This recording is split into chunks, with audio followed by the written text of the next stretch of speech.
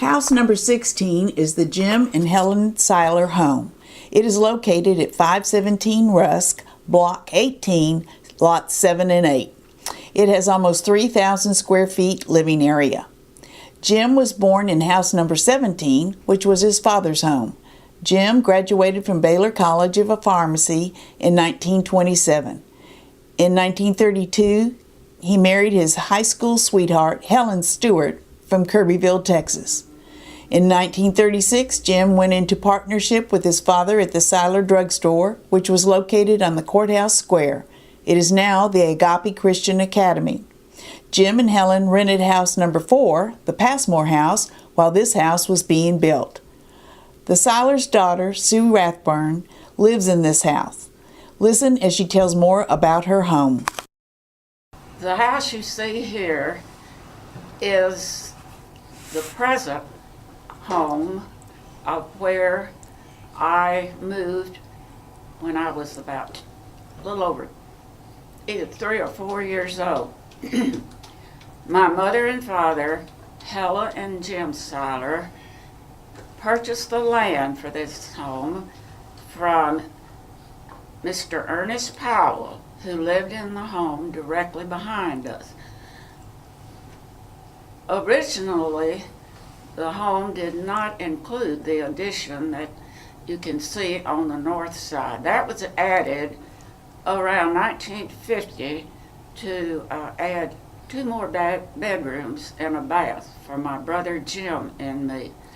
The original structure had 3 bedrooms, 1 bathroom, and when we moved in around 1936, there was no butane, there was no gas.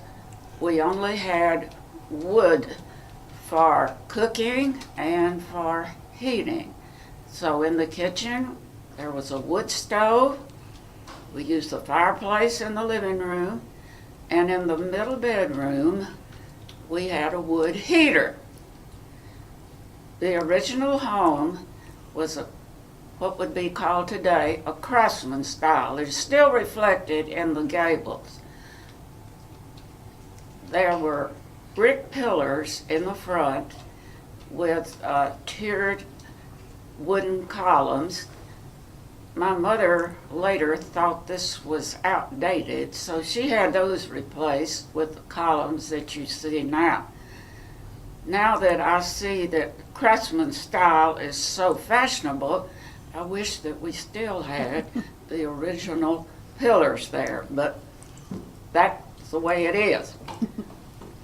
There were 3 bedrooms straight through the center of the home, and large hallway, the living room that you can see on the front, dining room behind that, and a separate breakfast room and kitchen, which was a style then. The house was built in 1936. We built the house. Mr. Leroy Gunner, who was a well-known carpenter and builder here in town, built the house and designed it.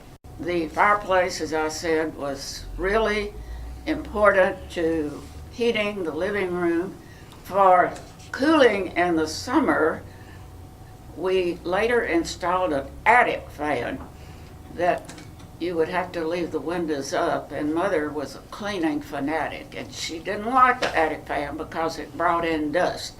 But it was the only way that you could get any sort of ventilation during the hot months. As I said, originally we had a wooden stove. We were able to convert to butane gas a few years after we moved in. That time you had a butane tank in the backyard, and the butane man would come by, fill up the tank, and make sure, that we had butane, as I said, for our stove and for heating. The electricity was already in that part of town. Oh, so okay. we never had to use kerosene lanterns or anything. But we did have to use wood wood stove till we got the butane. Helen Syler taught school in Kirbyville and Newton. She was instrumental in getting the Newton Public Library established. She was also active in the Newton Garden Club and our Historical Commission. Miss Syler wrote Footprints, which is in Crosscuts, and My Grandfather in Newton County Nuggets. Both books were established by the Newton County Historical Commission.